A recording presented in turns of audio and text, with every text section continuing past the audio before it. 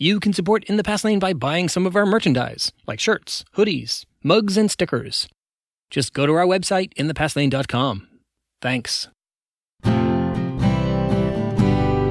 You are listening to In the Past Lane, the podcast about history and why it matters. We, the people of the United States, in order to form a more to huddled masses yearning to breathe free. Consider that we shall be as a city upon a hill. That all men and women are created equal. Give me liberty or give me death. Nobody's free until everybody's free. The government of the people, by the people, for the people, shall not perish from the earth. History matters because it's not just about the past. History's about us, here and now. It explains the world we live in and why things are the way they are.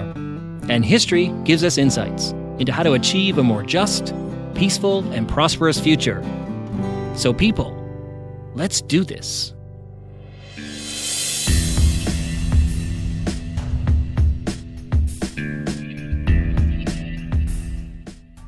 Hi there, everyone. Welcome to In the Past Lane, the podcast about American history and why it matters. I'm host Edward T. O'Donnell, your historian at large, and this is In the Past Lane, episode 114, in which we dive into the connection between the greatest military conflict in human history, World War II, and a beloved holiday song, White Christmas. We're coming to you this week from the Holiday Inn Studios, located in central Massachusetts.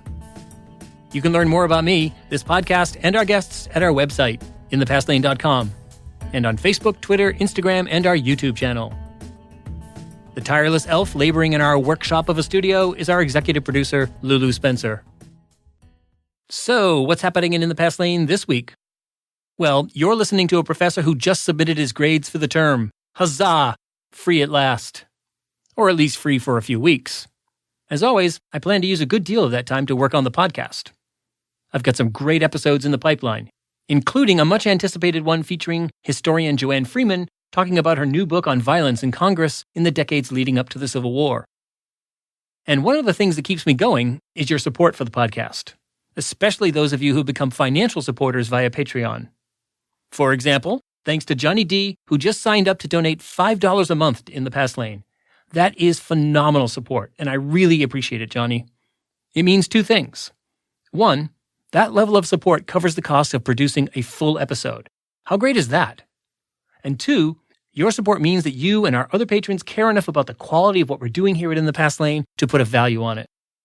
And I need to mention another Patreon supporter here. Iman F. He's been a supporter at $1 a month for a while now, but he recently tripled that to $3 a month. Iman, you're covering the cost of more than half an episode. That's awesome support, you guys. And I hope more of you will join Johnny and Iman in 2019. Why not start at $1 a month? Over the course of next year, that'll add up to about 3 or 4 cups of coffee. And isn't In the Past Lane so much more stimulating than that?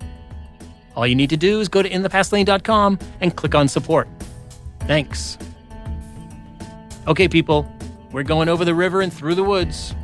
Your journey in the Past Lane begins now.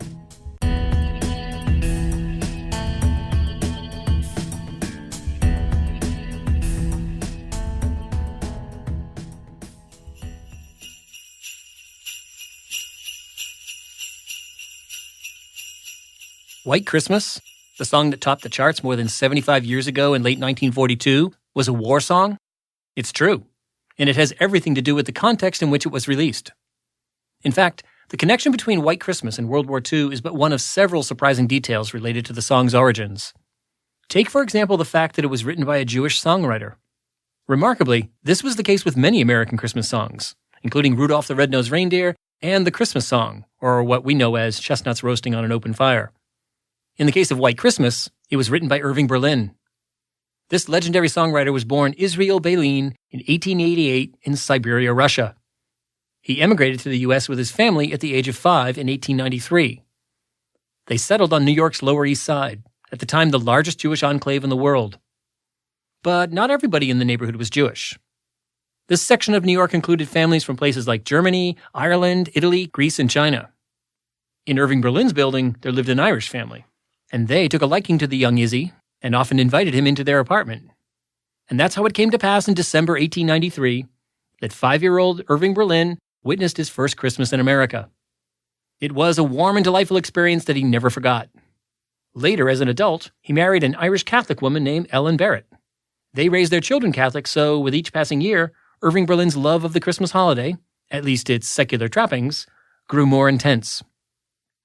Now let's jump ahead a few decades to 1940. Irving Berlin is a famous and prolific songwriter, and in January that year, he wrote White Christmas. He sat on the song for more than a year, unsure of what to do with it. Then, as fate would have it, he was approached by a Hollywood studio to write the score for Holiday Inn, a musical that featured songs about each of the major holidays. With one song already in hand, and word that the famous singer Bing Crosby had been cast as the lead, Berlin said yes. And we should note here that in addition to Irving Berlin, Bing Crosby played a key role in making White Christmas a hit song. By the time of the filming of Holiday Inn, Crosby was the most famous singer in America, perhaps even the world. His manly yet emotive crooning was unlike anything that preceded it in the world of pop music. This was due in part to Crosby's extraordinary voice, but also his technique.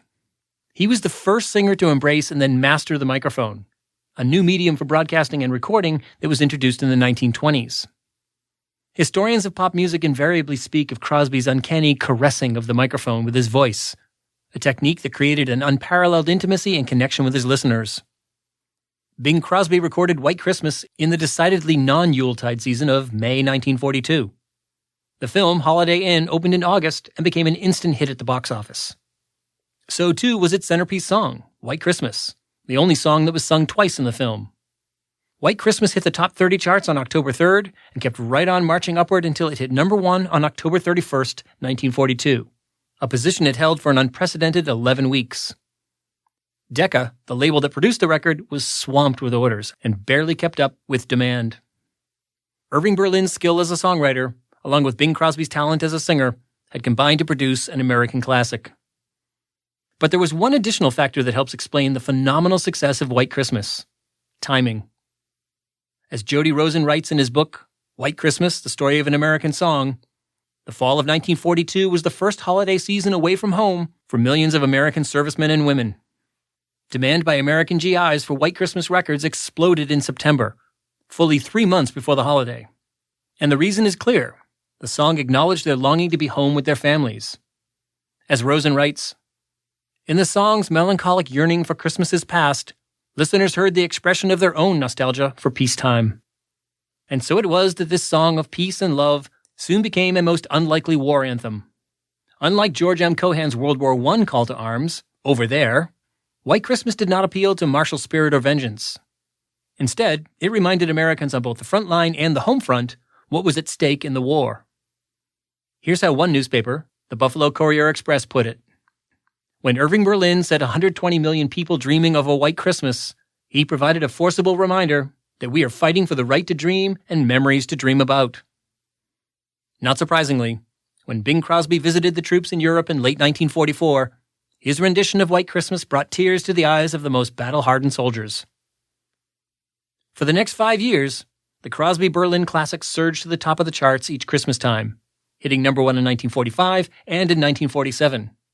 All told, it made the top 30 16 times in the 3 decades that followed its release. The song's popularity and staying power proved irresistible to Hollywood executives who, in 1954, released the hit feature film White Christmas, starring Danny Kaye and, wait for it, Bing Crosby. Long after the film disappeared, White Christmas kept going. Crosby's recording sold more than 30 million copies, more than any other pop song in history.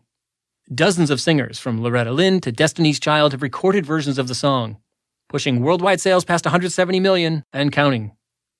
None of these recordings, of course, compared to the original as sung by Bing Crosby in 1942, a song of peace, love, and fond memories of times merry and bright that arrived just when the nation needed it.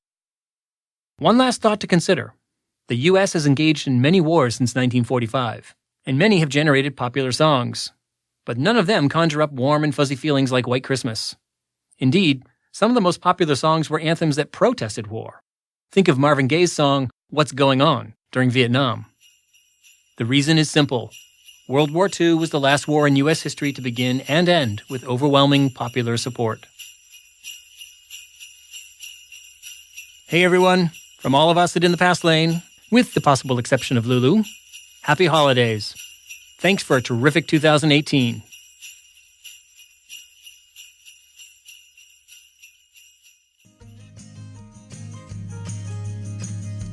Okay, people, that's all for this episode of In the Past Lane.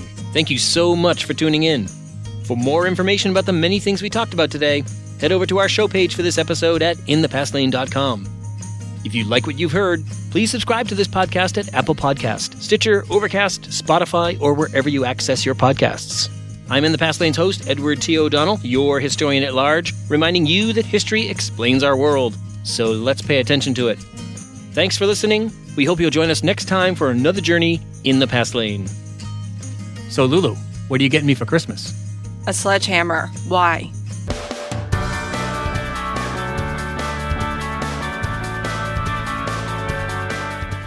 SBI, Snoring Beagle International.